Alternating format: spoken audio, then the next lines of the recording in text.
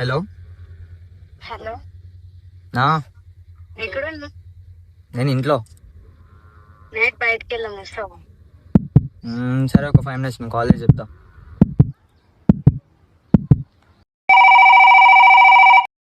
Hello hello చెప్పరా తమ్ముడు. అన్నా, పైసలు ఏమైనా ఉన్నాయా? పైసలా? ఎంత కావాలరా? ఇంత ఒక 500 కావాలి. సరే నేను పంపిస్తా, ఒక 10 నిమిషాలు పంపిస్తా. సరే అన్నా. సరే